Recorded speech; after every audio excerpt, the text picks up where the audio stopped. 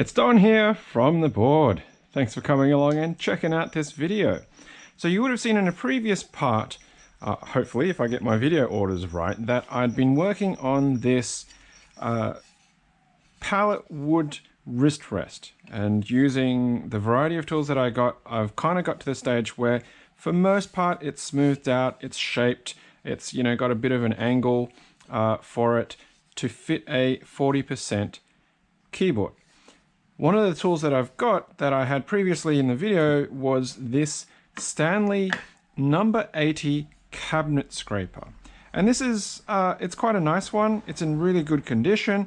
I haven't cleaned it up because I managed to score for $30 shipped, which is an incredible price, a record number 80, which is a clone of this original Stanley. Now this one's had some damage. You can see from the original that it's normally just a tapped thread for the two lock nuts. They've obviously stripped it, so they've welded these new nuts on and they've replaced it with these bolts to fit, and it has a replacement blade, not an original, because you can see the size of these blades are very different. So I thought I'd wait for this one to come in, I'd clean it up, sharpen it, learn and practice with it, because if I mess up on this one, it's not as big a deal, and then later on I can go on to the Stanley if I felt the need to. But if this one works perfectly fine, then this is essentially a backup or a collectible. I can, of course, sharpen both, clean them up, and then if I'm doing a lot of cleaning and scraping with it, smoothing out, then I can continue to work with that before I have to do any resharpening. So today, let's see if we can get this to a stage that we can do something with and see how we go. So the principle of a scraper is a little bit different to a plane in that the edge of the blade isn't actually cutting as such, but it relies upon a hook burr. Now if you go and have a look at Paul Sellers's videos and blogs, you'll see some stuff around scrapers and how to sharpen it, and I'm kind of going to do something similar of that nature for this one. So we're going to take out the blade and then we're going to sharpen that. We're going to then try and turn a burr with it and then fit it back into the actual body and see how we go with it. So the blade's in pretty good condition. Somebody has used it. You can sort of see that this edge has already been previously sharpened, and I can feel a slight burr on that. It's not a very deep burr. It's not a very sharp feeling burr, but we'll see if we can turn a burr. The other side has not been used in a while. So with these, you typically can do both sides, so you can just swap them around and keep working. But as this is a replacement blade, what's interesting is this other edge, the third edge, has already been beveled so that you could turn that one too, and it can be a handheld card scraper instead of in a body like this. So that's really cool. What I do find really interesting on this is that there's a lot of scoring on the bottom here. So they've actually been running this over something that's hard enough to scratch it. And ordinarily, I wouldn't expect even hardwoods to do that.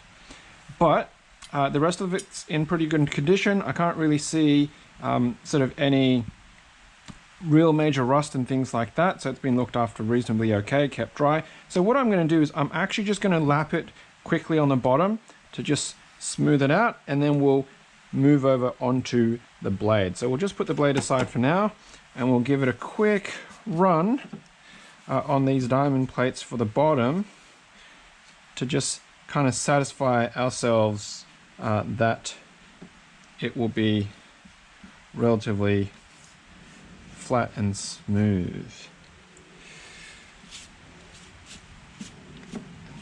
Now get rid of some of that insect droppings of sorts that seems to have covered up my sharpening board. Of course, my shed is relatively open to nature, so little critters that are hanging out in here trying to get away from the elements, stay warm and dry. Can't really do too much about that. Just hope they enjoy the facilities. So thankfully I've got a quite nicely sized diamond plate that will allow me to do this easily. Of course, you could do this on really sandpaper on glass or a flat tile or something like that as well. It'd probably be a bit harder if you're trying to use paddles. Okay, so we can already see that by lapping it, it's not fully even because there's some shiny bits and not shiny bits. So they're higher than the rest. So we want to try and get it so it's going to be nice and glossy across the whole thing. And that way we know that we're getting good, flat, even surface contact. So when we're scraping, it's going to be scraping evenly.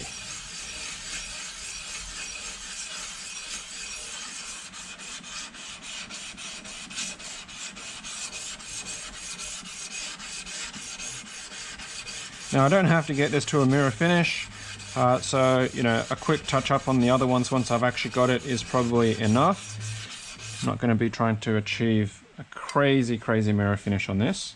So that surface is starting to get bigger now, which is good.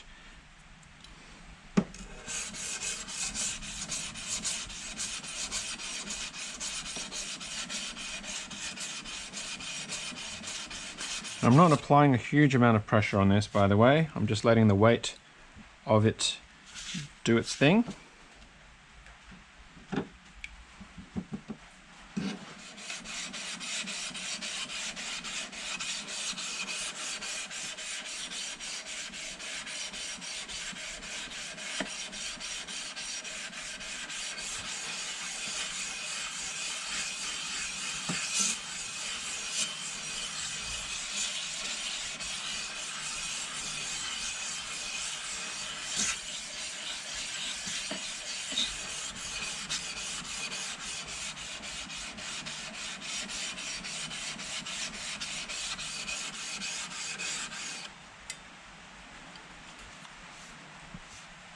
You can already see, maybe in the reflection of the light there, that the edge is starting to get a bit closer towards it, although the mouth here is actually a little bit lower than the rest of it because it hasn't started to shine up, which is interesting.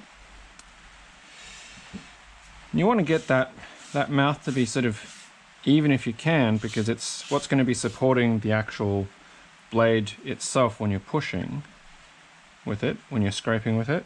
At least that's my understanding. And this is also why I'm happy to experiment and learn and mess around with this much cheaper, you know, refurbished scraper than the nice Stanley that I've got.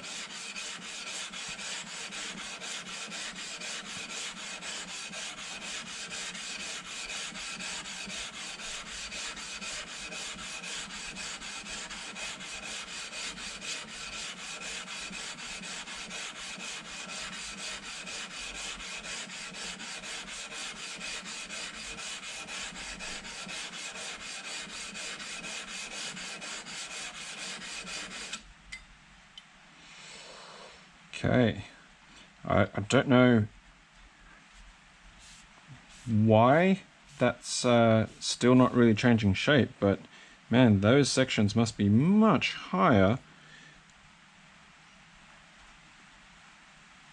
compared to the rest of it, because it's really not coming down yet. This edge is starting to move forwards, but that edge is not getting as far as I was expecting that it might be. Just not a very straight body.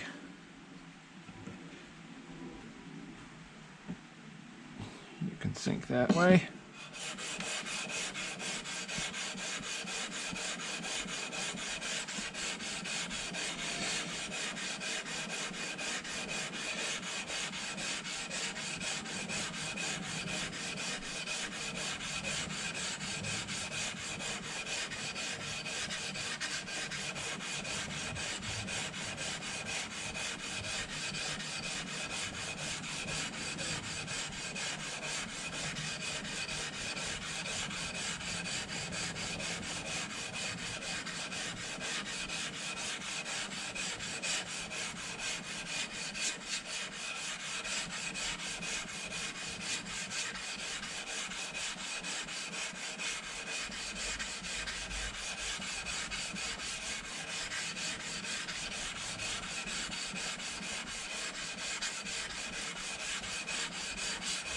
Definitely taking a lot of material off because you can see how black it's getting. You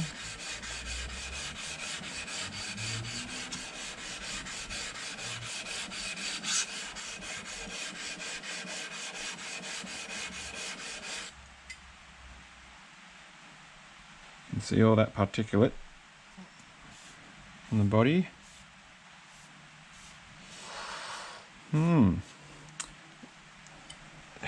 It's definitely lapping a big portion of that body there, but the rest of it is much lower. This might actually take a while, a lot longer than I thought it might, which is obviously not super desirable for the purposes of this filming. I might just make it a decision to leave it as it is now, and let's just move on to the blade, because I can always fix this up later in my own time, but for the purposes of at least getting that blade sharpened, then I can still try it and test it and run with it, and then see if it makes much of a difference running it with just how I've lapped it there versus, you know, getting it completely flat. But we can see a lot of those scratches that were already there has already been taken out on the 400. So let's just quickly move through the 6, the 1000 and the 1200, noting that these are mislabeled and the other way around.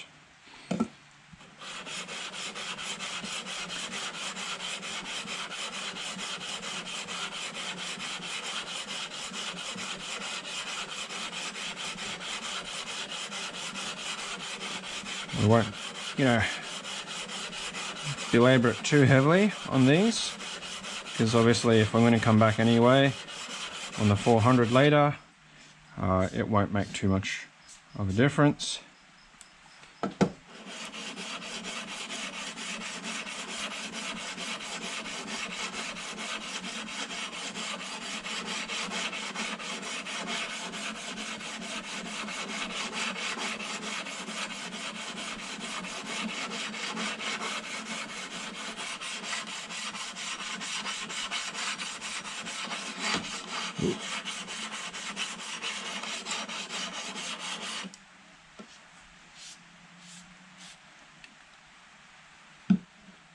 On that side.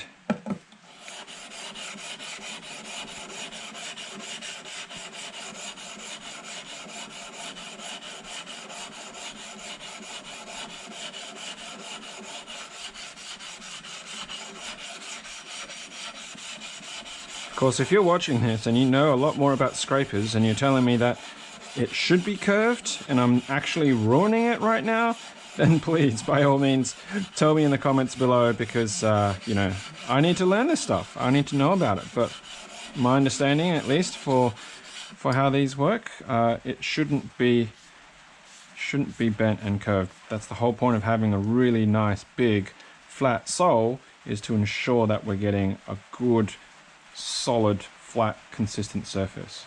See, that's actually taken it nicely now. It's starting to get up to the top.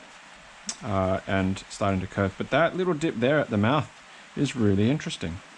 Okay, so let's dry this off quickly so that it's not going to try and rust on me. Okay, and let's put just a little bit of compound on.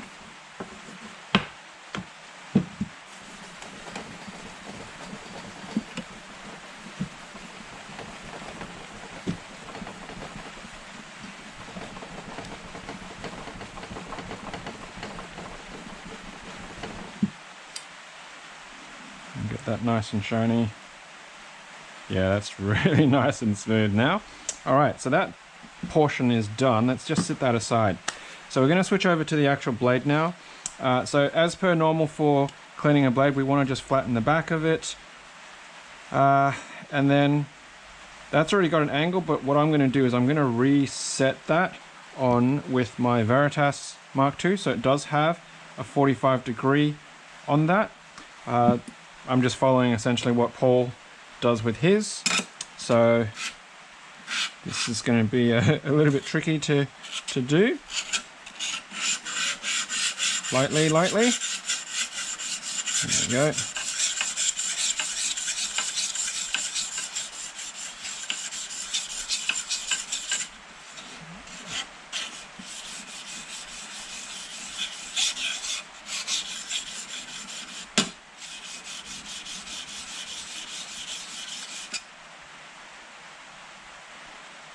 Not really doing very much, it's just taking the edges, so the inside's actually got a slight curve on it. But I'll try and focus a bit more on this front edge.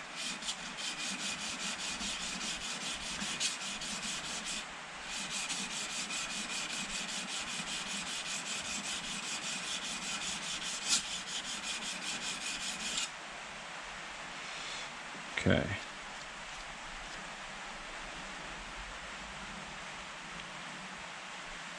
It's probably because it had the actual burr on it previously, so trying to flatten that out, it's got to get rid of that slight burr nick, and then it might come okay.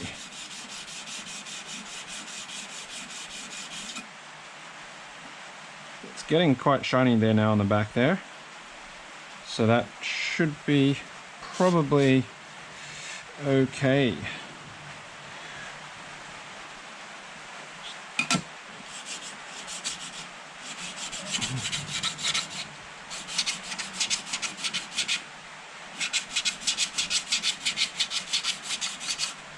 The rain's really picking up now.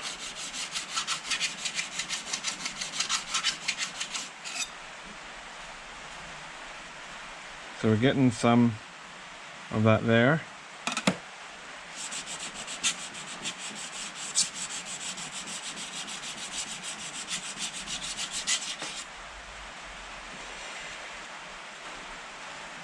Yeah, it's starting to get shiny on the back there. I don't know, the 400 doesn't seem to be as effective in cutting away material compared to what I would expect it to be, being a rough grit. Not quite sure why that is. If I redo another sharpening sort of jig like this, I probably need to space it out a bit more, because obviously with the longer blades, you know, I'm having sort of clearance issues, and maybe stagger them as well, so I've got, you know, a bit more space around it.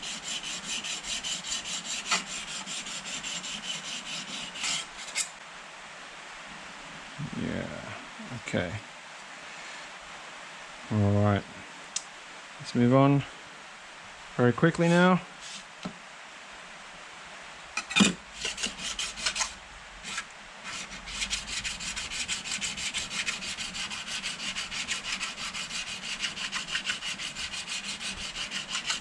Of course, I don't know when the previous owner did sharpen this and work with this, if they hand ground it, if they hand sharpened it, if they used a sharpening wheel or something else.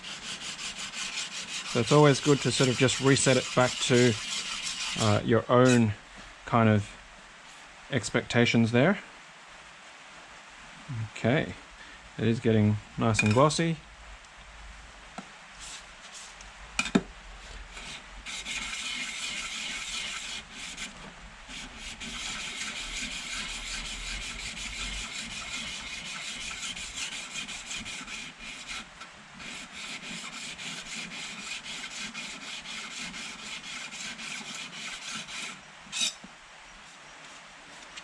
Alright, so you can feel that's really nice and smooth. Ooh. Actually, practically enough to cut with, almost. You know what, that's not going to matter, because I'm going to end up making it... it's going to just wipe it off, which... yeah, I'll do that. Though my fingers are just going to get wet in a moment anyway, when I get back onto it once it's in the jig. Okay. Right, so we're gonna set the blade to our desired angle of 45. Although this thing appears to be not 100% square. What are you doing?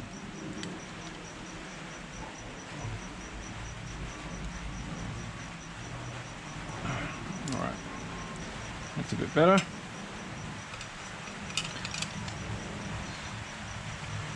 Set the guide.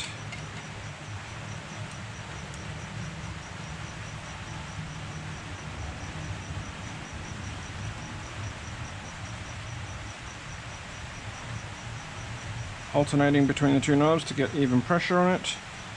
Then we can take the guide off, and that should get us close to a 45 degree in theory. Wow, it's very steep. I'm gonna have to go just in one direction because yeah, I'm gonna go the other way. I'm gonna end up digging into the actual plate itself, I think, and I don't want to be doing that.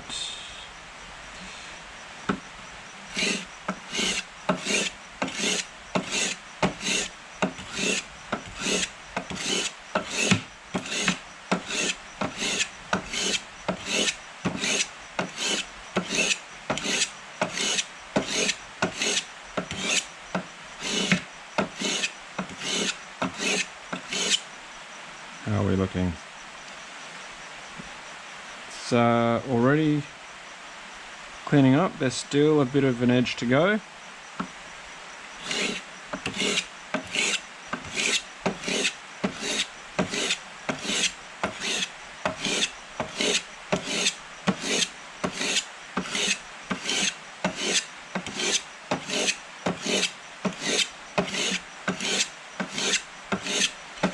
Now the way that Paul sharpens his, he actually has a block of wood with a 45 degree cut in it that he sets the blade, and then he puts it in the vise, and then he hand files it and then sets the burr.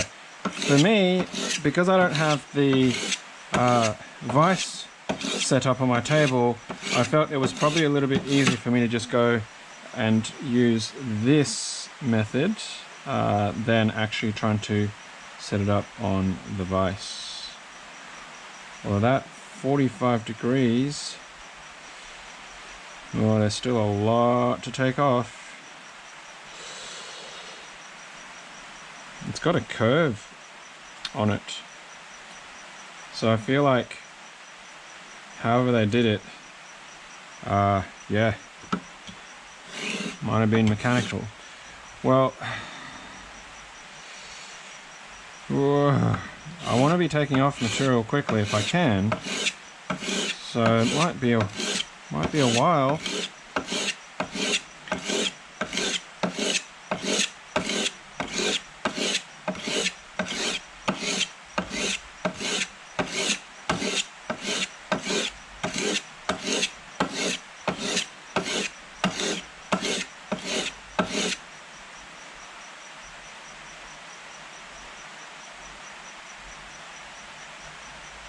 Or am I actually working on this front bit?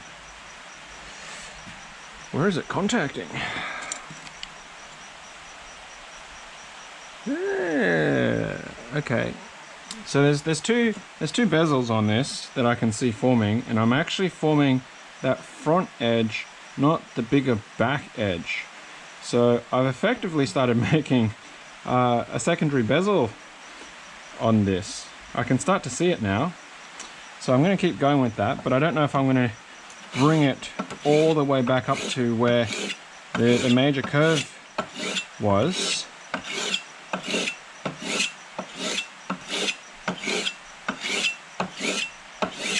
I mean, obviously over time that will happen as I work with this.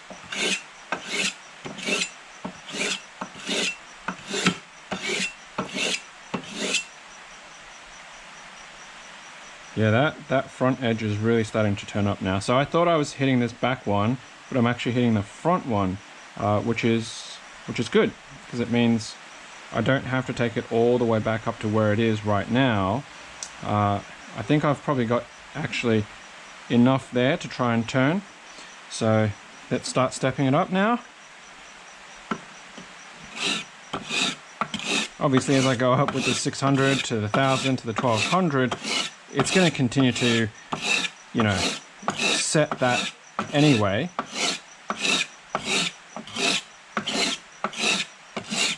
It's such a different sound as well working on this high angle compared to 25 degrees on the plane irons.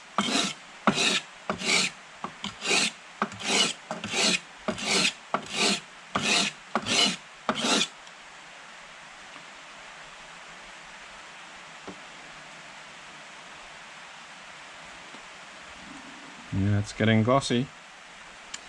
Alright, let's just step it up now to the 12. Well, to the 1000 really. It's one of those things that you just have to be aware of when you check these, and I've kind of talked about it when I made this rig, is that a lot of cheap vendors, because I bought this set really cheap, they don't care. You have to read the reviews and just be aware that it's potentially something that can happen. It's more so that the plates are made first with the labels, and then they apply the actual diamonds to them. So the industrial diamond or the grit. So if they're not paying attention in a particular batch, then the entire batch may be completely miscoated with the wrong size grit, which I think is what has probably happened to this particular one here, this particular set. Okay, and then we're going to move to the mislabeled 1000, which is the 1200. You can hear that. It's a very different sound.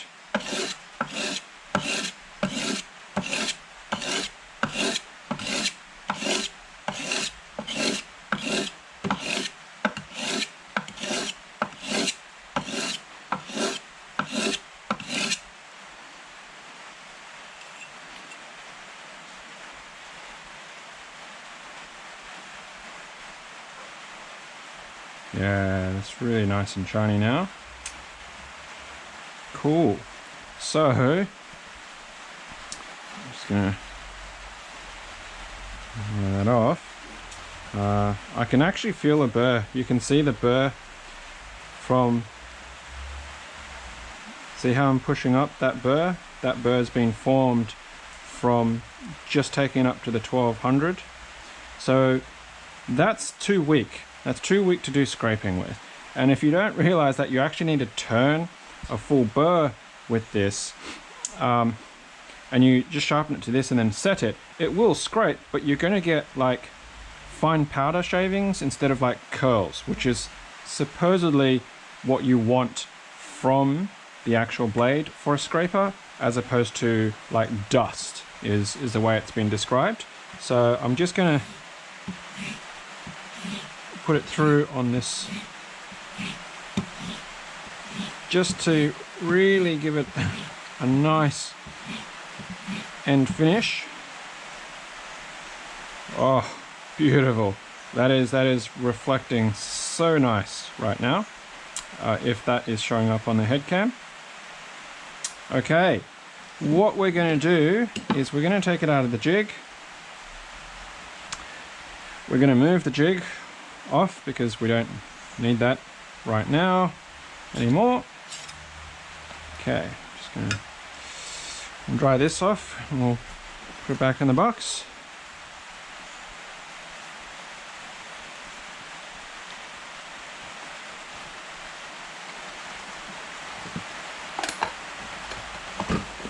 We'll close off the box.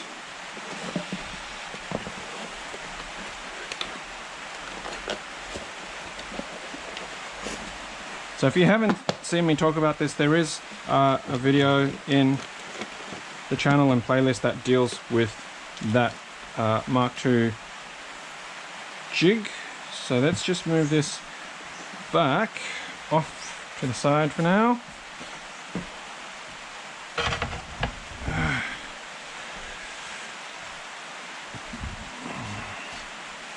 We'll clean that up later. Okay, so how am I going to turn my burr on this? So he clamps it in the vise and then he uses a hard rod, a burner shot, to actually turn that rod. I don't have a vise, so I'm going to have to make do with a pseudo vise. So what I'm going to do is I'm actually going to get some of my blocks and I'm going to do something like this to it.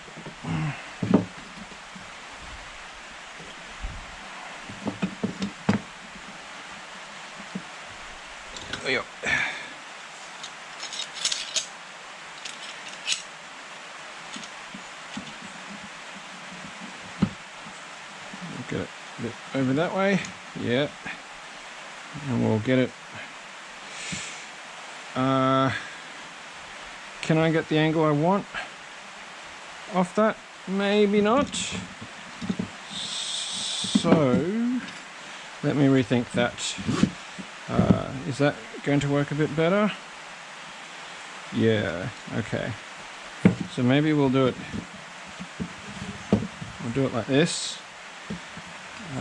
I need to be able to get it tight enough it's not going to move, but I've got to be able to get the angle to turn it. So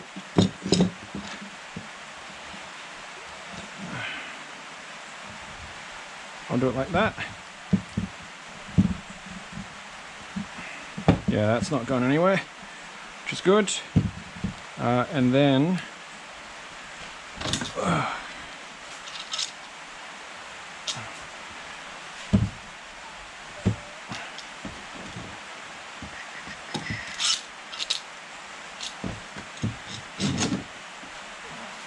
I'll do this.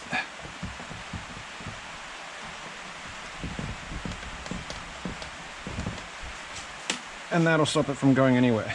So I don't have a burnisher, but from reading a lot of literature around the piece, it's very old school, but what they used to do is just use really anything they had that was hard. As long as the steel is harder than the actual iron, it would suffice. So I've got these really old drill bits that I got with some other bits and pieces I picked up really cheap. I don't really have much use for these right now, especially this really big one. So I'm going to use this to try and use it as a burnisher. From everything that I read, you know, it's as good a chance that it'll work as anything else. But what I'm doing right now, which I haven't really thought about before, is I just want to give it a nice smooth round surface, because if I don't, then it's going to affect the actual burr, right? So just trying to smooth that out, which just a bit of sandpaper. I've taped over the actual drill bit so I don't cut myself on it. Not that it was very sharp. Okay, so we're just going to clean that off. You can kind of see it's still got some pitting and marring and whatnot, corrosion from it being, you know, old. But just going to sort of work that on the wood a bit as well, just to take any sort of uneven bits off it, to give that a polish up. Okay, so it's not too bad, it's not too corroding. I'll try and pick that spot there on the bottom. So you're going to work with the angle. So the angle's currently going this way, right? We can see the polished edge on this way, and we want the burr to form a hook that way. So we're going to start off with the 45, and as we push, we're going to push and pull. We're going to start straightening it up, and that way it'll turn it like that. That's the idea anyway, so we'll see how we go with it.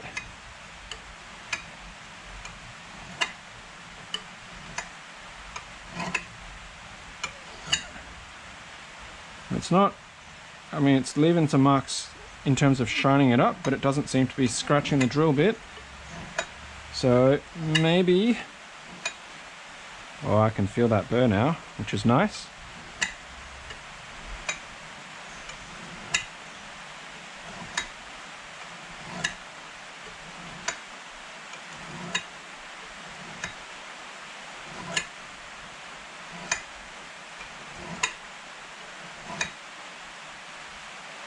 Yeah, okay, so I can actually see it. I can physically see it. I don't know if the head cam is actually going to be able to show it, but that's actually smoothed over, but I can feel that turned burr all the way across it, which is exactly what we want. And you can kind of just see there's a few marks here where it's getting shiny from the contact, but I think that worked okay. Ooh, okay. So the question is, do I test it first on a bit of scrap, or do I go straight onto my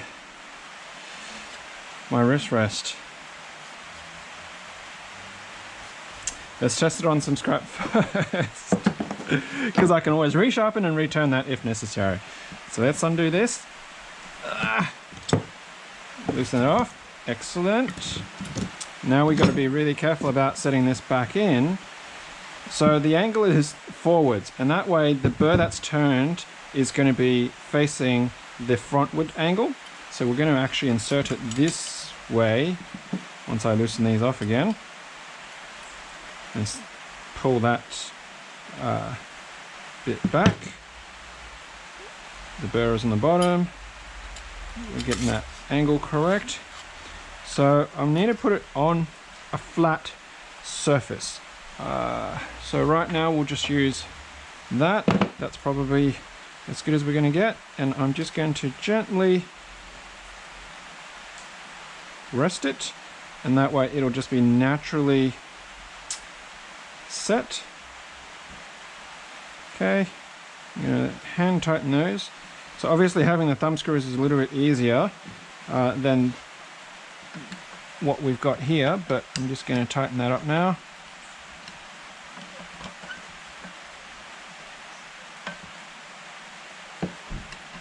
Don't need to over tighten it. There we go. And then we're going to take finger tight to provide support against the back and the middle of that. And we've got that, which I'm going to use another clamp to put my bench top against it. Get rid of those, and that's now I can feel that the burr is there, but is it because this is already quite smooth, or is it because I haven't set the depth right? Okay, so it's not actually scraping anything, so maybe I need to get that to protrude a bit more. That's the tricky part, isn't it? So I'm going to just back off this thumb screw, and I'm going to give it the old light. Oh, but you see, if you do that, you're damaging that front edge. That's tricky. That's tricky. All right, I'm going to do the paper trick. So if you don't know about the paper trick, it's where you get a sheet of paper, and the thickness of the paper is what you're going to try and get that to protrude differently. How it works is obviously you need to have your flat surface again. You're going to put your paper on one side of it, and so it's kind of like that, right? If you can see that, so the paper is actually in the mouth, but the blade is still on top of the wood. I'm going to get another bit of paper to sit on the back now. So now the actual blade itself, there's a gap to the wood, and in theory, if we do this right and we lower the blade down, it should actually now be sitting at effectively the thickness of the piece of paper.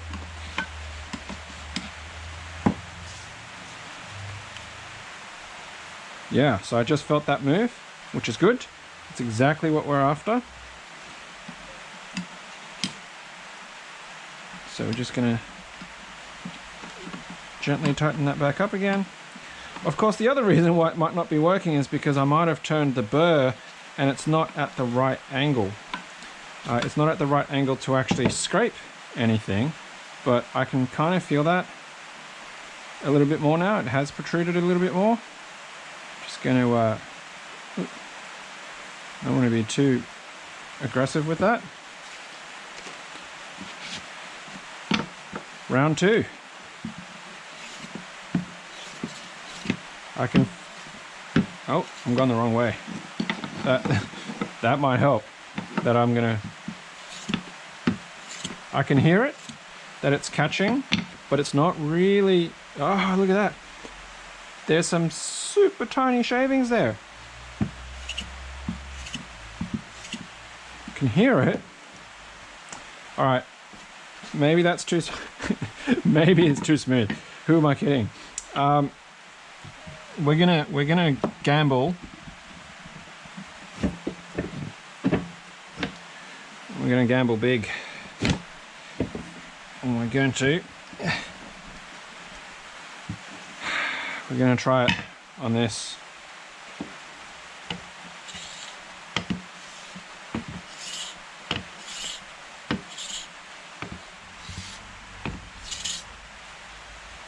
There's definitely something coming up. So either I'm not getting the right angle or the depth is still not enough. It could be the depth.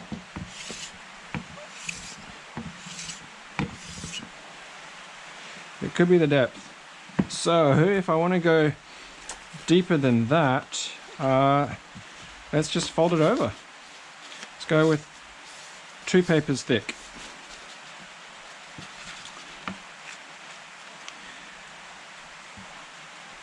And this is just all part about learning how to use these tools. Okay, so I've just gone and I felt that move some more down. Actually, I didn't turn the thumb screw on the back, so that's my bad. But it still moved. If I can find out what size that thread is and change them to thumb screws, then that might be fantastic. Okay, let's try it now. Way there, look at that. So rather than getting dust, I'm getting these tiny little curls, which is... Oh. I mean, I am getting dust, but I'm getting these tiny curls, and that is exactly what I'm after.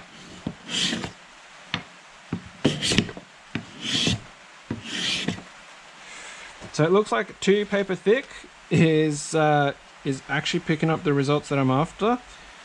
That is perfectly what I'm after.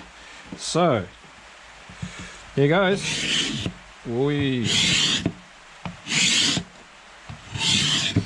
Now you can't smell it, but I can smell fresh timber smell on this. So these shavings are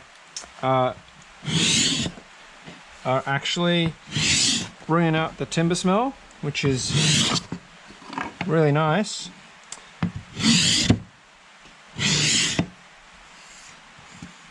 I don't know if it's actually getting smoother, or I can see there's a bit of tear out that's happening here. I don't know it's because I'm going with the grain or against the grain. I go back to the other way.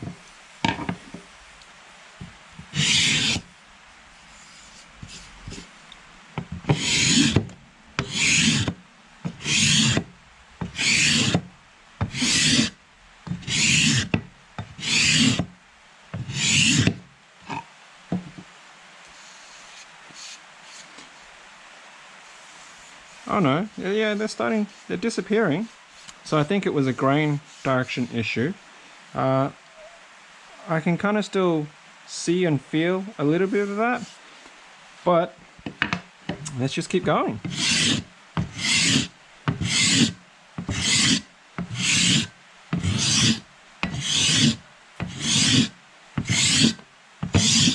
So we can see over here that it's really starting to sort of work on that.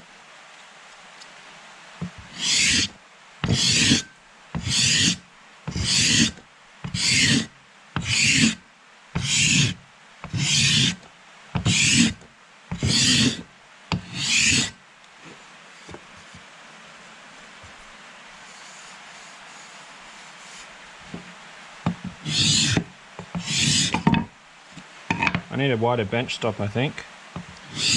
The hinge idea is working, but I probably need to have 2, or get a bigger flat strap and yeah, work with that. Now this is going to be bad because I think I'm going against the grain this way, but I need to be able to do that side as well.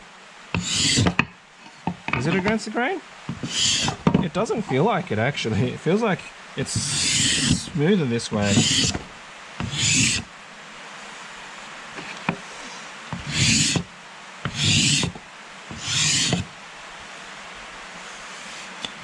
So I don't know if I'm doing things right, but it is feeling smooth, but I'm also still seeing lines, score marks on it. Tricky.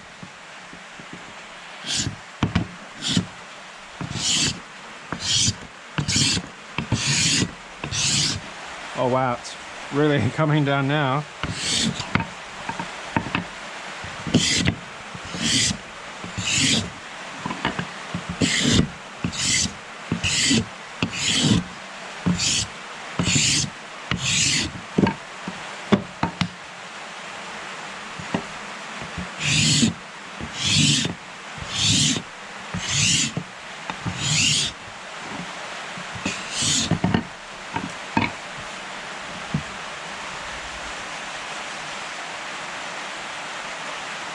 Feels pretty good except for up here where it's a bit, yeah. See if I can just... Okay, it's, wow. So this way is definitely correct, the other way was not. That is super smooth now. So we'll try and get this bit down here, which could be hard because if it's there's a knot kind of formation. I mean, that part there just doesn't seem to want to get any better. You know what? I'm going to flip this around. I'm going to draw it towards me.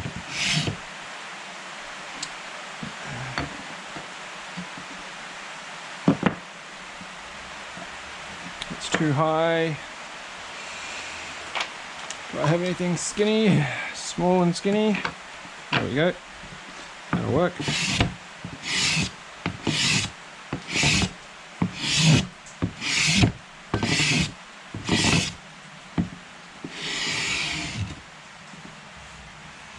Yeah, I'm not sure what's going on in that corner. That might just have to be sanded, because that's just not cooperating. Well, that's the top, so let's just flip it over the bottom. Whoops. And see how we go on this side.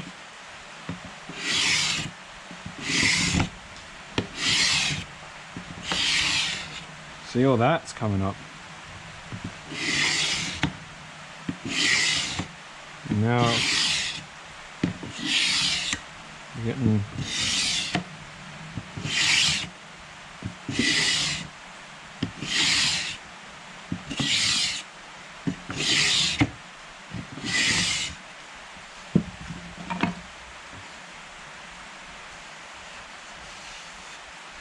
just switch that around and go back the other way.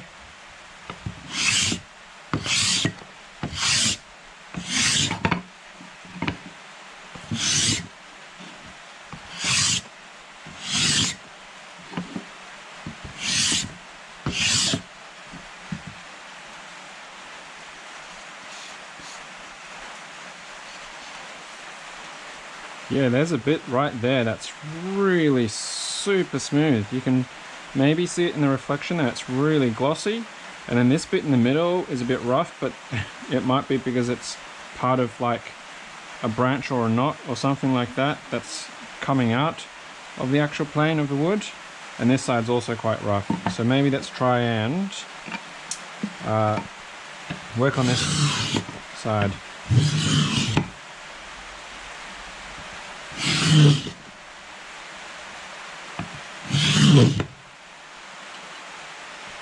No, that's just making it worse. There's a lot of chatter. You can see the lines there from the chattering. I thought that was the right way for the grain, unless if the grain is changing. Okay, so that's definitely feeling smoother. A lot less chatter on that. Yeah, wow, okay. Wood grain, you're confusing the heck out of me.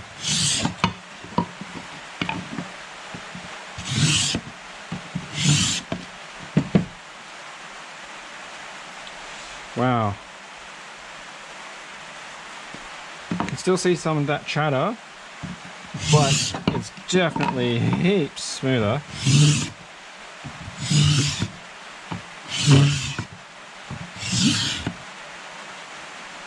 This would make really fantastic fire starter. Like you could collect all of that up, you package it in a little dry bag, and then if you go camping, you could start a fire with that really nicely if you had enough of it bundled up. Yeah, whoa. You can still see and feel the ripples on here from before where there was chatter, but this is insanely smooth now. Rub it on my cheek and it feels nice. So if that is the direction, then we'll try going this way again, because in theory it should be the same on both sides. But why am I getting chatter up here? Why is it getting tear out? What are you doing, wood grain? This is confusing me so much.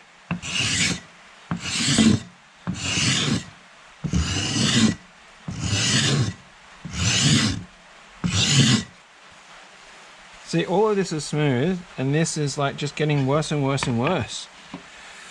Let's try going this way. Yeah, that's so much nicer. The grain is changing direction on the two sides of the board, which is just, I don't get it. I really don't get it. I didn't think that was a thing or possible, but it seems to be. Yeah, look at how smooth that's turning.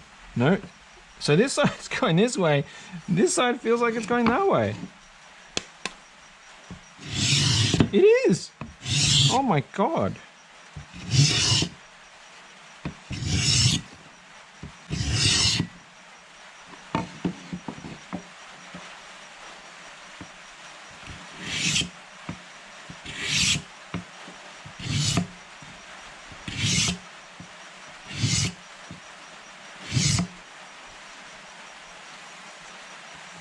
Wow, that is an absolute mystery to me, and it might explain why I'm having so much challenges if the grain is actually changing directions in this piece of wood.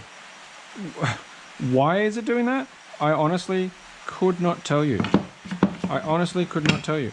It is boggling my mind.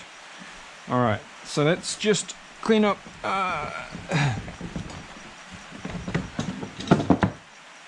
sides here.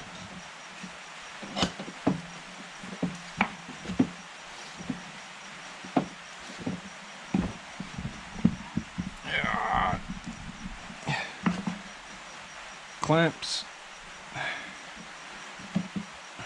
We'll draw it towards us and see how bad that is. Okay, that feels rough. We'll go this way. Yeah, it's even worse. Look at that, it's chattering. Okay, so it's definitely this way then.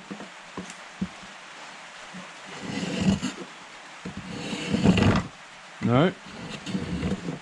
Or maybe it's just because of the...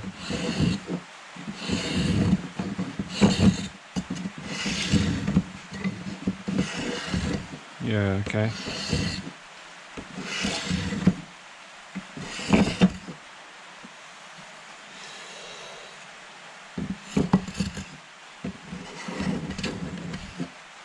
So it's not perfectly flat, which is why it's skipping. Let's try on this side.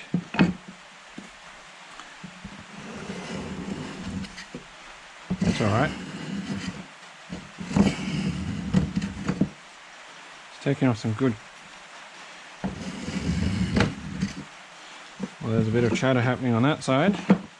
So if we go this way, once again, it's no consistency, but there is kind of like a little nub there, so that's probably relating to to a knot or something coming out there.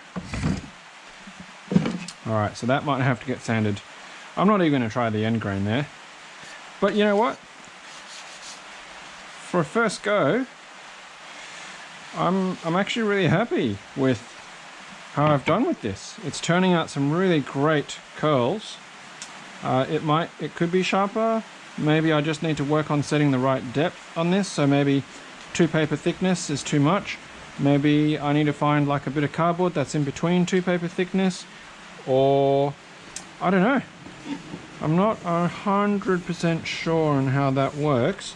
But if you're watching this and you're a veteran woodworker and you have a lot more experience in using a cabinet scraper, please let me know. See, that's chattering there now, which I don't like.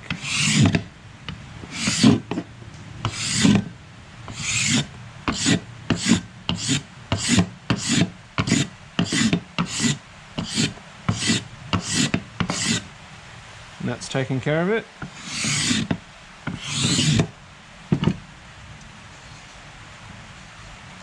For the most part. Okay, so now I need to knock up a shooting board so that I can actually square that off, because right now, if we just use my square,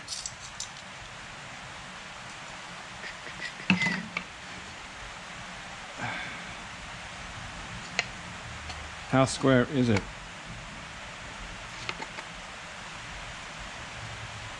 It's not super square on that side, and it's definitely not square over there. So, you know, it could take off, like, you can kind of see there's maybe like a mil to maybe under a mil on that side, and then on this side it's got a huge gap. So on this side it's once again not square. So all right, we're nearly there. A lot of effort to make a very simple wooden wrist rest, but it's given me the skills, it's given me the practice and the understanding of working with the tools that I've got, that I've picked up. Wow, like I can still feel that burr there. That is still fantastic. Like,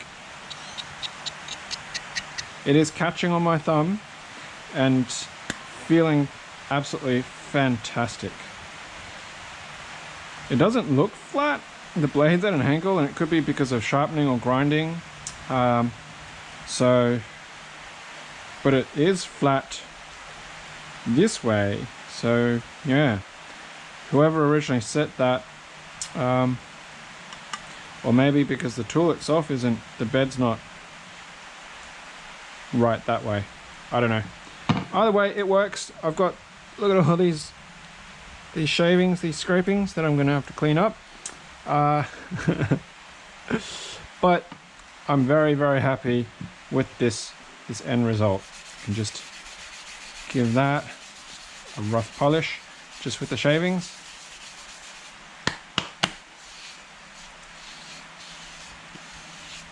It is smoother than before.